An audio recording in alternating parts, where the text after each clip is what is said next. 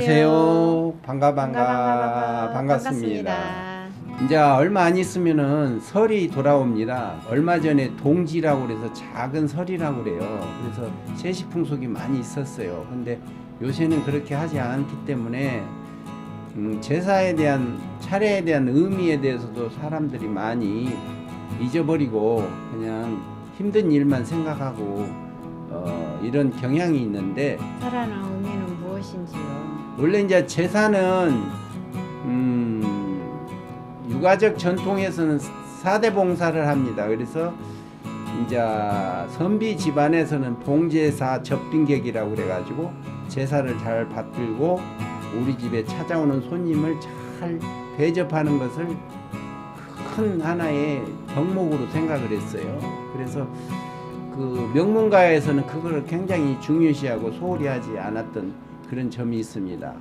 그래서 이제 제사는 각 종교를 떠나서 기독교도 예배당이라는 의미가 하나님한테 제사 지낸다는 의미고, 우리 고대로부터 제천의식을 통해서 제사를 많이 지내왔어요. 계속 조상을 추적해 올라가다 보면 사실은 하늘하고 연결된 점이 있습니다. 그래서 조상을 잘 받드는 것이 하늘을 받드는 하나의 작은 행위가 아닌가 하는 생각을 들어요. 실제로 제사를 지냄에 있어서 중요한 요소 중에 하나가, 제사를 시작할 때 향을 피우는 건 하늘에다 고하는 거고, 우리가 모사에다가 술을 따르는 건 땅에다가 고하는 겁니다. 그런 다음에 조상의 음덕을 기리면서 만나는, 대화하는, 또는 후손의 교육의 어떤 장으로서의 제사가 의미가 있다고 봐요. 그래서 제사에서 가장 중요시하는 게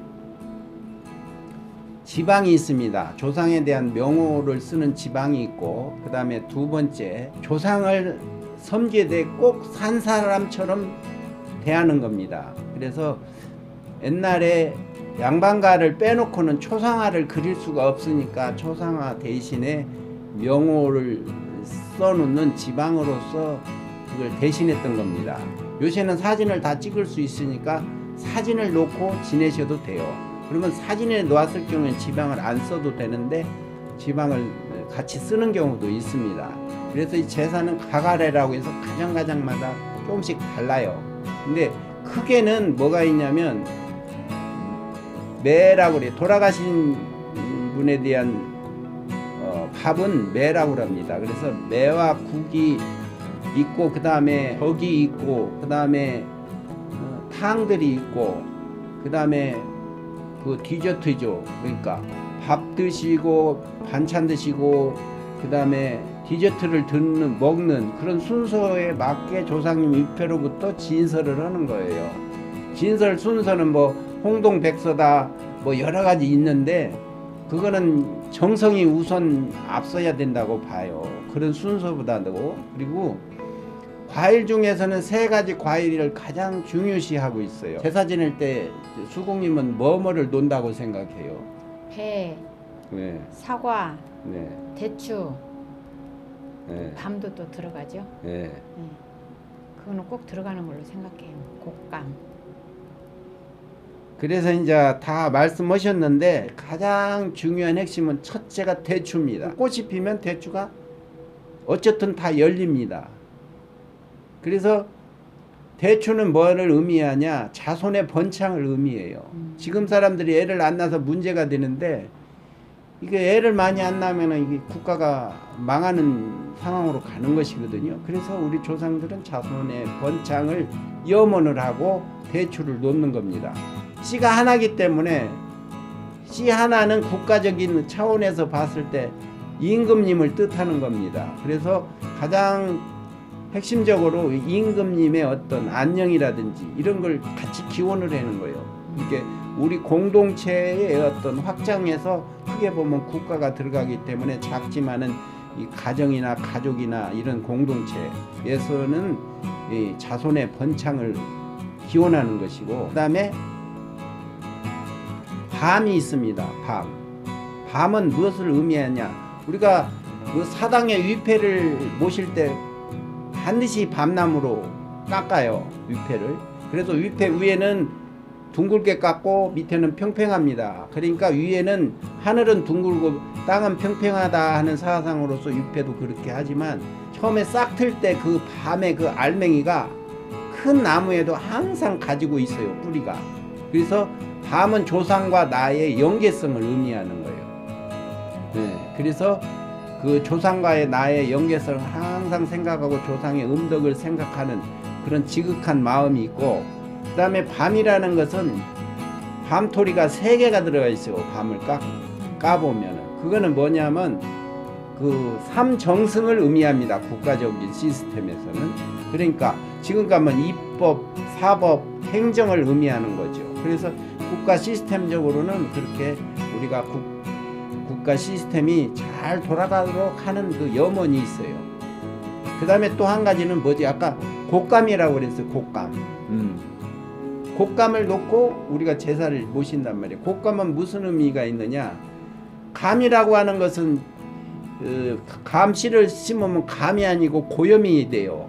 그래서 반드시 다른 감나무 가지로 접을 붙여야만 감이 제대로 된 감이 나오는 거예요. 그건 뭐냐면 조상들이 우리 후손을 그만치 다른 사상을 접을 붙인다. 그러니까 교육, 우리 후손들을 교육을 잘 시켜야 된다는 그런 염원을 담고 있는 것이에요. 그래서 우리나라가 세계적으로 교육열이 많고 대학 진학률이 가장 높은 거는 우연의 이야기가 아니라 이 말이에요. 우리가 과거래로 이렇게 제사를 모시면서 항상 그런 염원을 하고 조상님들은 우리 후손의 교육 문제에 대해서 내가 굶어도 농민이 죽더라도 종자를 베고 죽는다는 말이 있잖아요. 아무리 어려워도 우리 후손만큼 교육은 잘 시키겠다. 그런 뜻을 담고 있어요. 그리고 국가적으로는 감씨는 보면은 6개가 있어서 육부를 말하는 거예요. 형조, 뭐 예조, 뭐 해가지고 육판서를 의미해요. 그래서 지금 같으면 우리나라 각 부서죠. 뭐 법무부, 교육재정부, 뭐 건교부 이런 식으로 우리 국가 시스템에 어떤 그거를 잘 돌아가게 하는 염원을 담고 있어요. 그래서 그 모르는 사람이 이게 뭐 제사에 대해서 이상하게 생각한다 이렇게 하지만은 현대적으로는 우리가 간략화를 해서 조상의 음덕을 기리고 이렇게 해서 우리가 제사를 잘 모셔 드리는 것도 조상님을 위하는 것 같지만 실제로는 나를 위하고 우리 후손을 위하는 거예요. 그래서 그런 마음 자세로 하는 집안이 잘못될 리가 없지 않습니까? 그리고 제삿날 모여서 조상의 어떤 훌륭한 음덕을 우리가 기리고 우리 가족 간에 동기 간에 말이야 단합도 하고 말이야 이렇게 하는 의미가 있다고 보기 때문에 이 시대에 맞는 제사의 어떤 절차 이런 제사의 의미 이런 걸 살려서 우리는 잘 지내야 된다고 봅니다. 내가 한자가 어렵다 그러면 한글로 써도 돼요. 아버님 신이, 어머님 신이, 충문도 충문이라는 게 유세차 이렇게 해서 세월의 차서를 이렇게 보니까 아버님의 아니면 어머님의 제사가 돌아와서 우리 어머님의 이 음덕을 기리면서 우리가 모여갖고 이렇게 정성껏 이 제수를 마련해서 우리 바치오니 흠양하옵소서 이게 충문 내용이란 말이야. 그걸 모르면 한글로 해서 읽으면 돼요. 그렇게 하면 되지. 모르고 무조건 읽는 것은 그거는 무식한 행위잖아요. 그렇게 하는 것보다 알고 제대로 한글로 써서 잘 모시고 그놈이 정성이 그래야 나는 것이지. 그런 의미에서 우리 이 시대에 맞게끔 이 시대에 맞으면 옛날에 뭐 도포 입던 것을 이런 거 입잖아요. 그런 거와 같이 똑같이 그렇게 생각하시면 되지 않을까 하는 점입니다. 더 이야기 말씀하실 거 있으면 좀 아니요, 그 해주세요. 제사에 대해서 의미를 그냥 조상들이 모시고 부모들이 모시니까 그냥 그런 줄만 알았는데 오늘 이렇게 아주 자세히 그 뜻이라든지 의미를 잘 알게 돼서 정말 제사를 잘 모셔야 되겠다는 그런 생각이 듭니다. 일단은 여러분이 이 정도에서 하면은 충분히 여러분들은 이 머리가 좋고 하기 때문에 다 이해를 했을 거라고 믿고요. 우리 현대적으로 그걸 되살려서 하는 것이 좋지 않을까 하는 생각입니다. 감사합니다.